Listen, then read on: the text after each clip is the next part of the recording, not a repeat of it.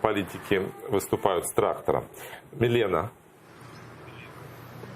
Романе, бачиш, я теж залізла, тільки я не знаю, що це за модель і скільки тут взагалі є передач, але Льоша Гончаренко зараз мені все пояснить. Чого ми з вами звідси включаємо? Скажіть, будь ласка. Тому що, як на мене, це саме правильне місце для включення. Дивіться, всіх вітаю. Дивіться, сьогодні, на жаль, українські фермери, замість того, щоб спокійно працювати на своїй техніці на українській землі, вони вимушені були приїхати під Верховну Раду, щоб нагадати, наскільки це важливе питання землі. Вони не хочуть заїжджати на своїх тракторах в Верховну Раду. Поки що.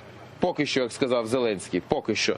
І тому ми маємо їх почути. І я думаю, що це найкраще, знаєте, ілюстрація того, що це яка потуга є в українського сільського господарства. І її треба розвивати, а не знищити, прийнявши закон, який дозволить олігархам сконцентрувати українську землю в своїх руках.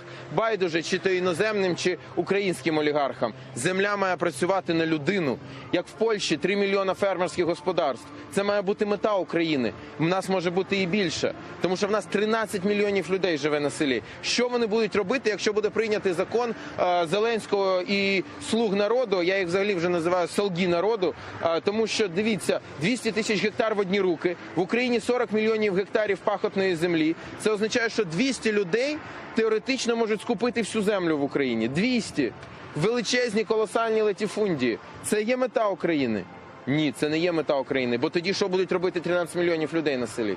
Мета України – це сотні тисяч, краще мільйони міцних, потужних фермерських господарств, справжній середній клас, який працює на своїй землі. Олексій, тут чутки були, що 150 гривень за 2 години за цей мітинг платять. Ви про це знаєте? Джондіру.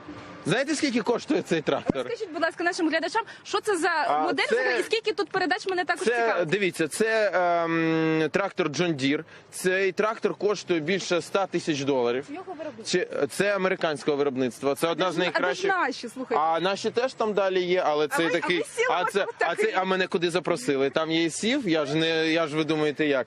Це дуже добрий хлопець Коля, мене запросив, і я тут знаходжусь.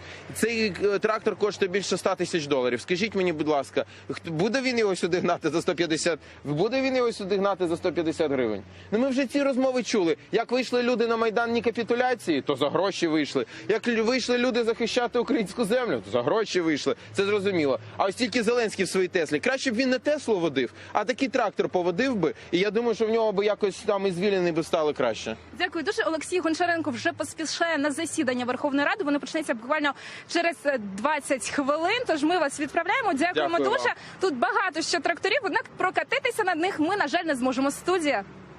Да, спасибо, Милена. Хотя, как в хорошей пьесе, если висит ружье, то оно должно выстрелить. Если вы сели за руль трактора, то, по крайней мере, должны на нем куда-то поехать. Наступного разу ми це зробимо. Спасибо, Милена.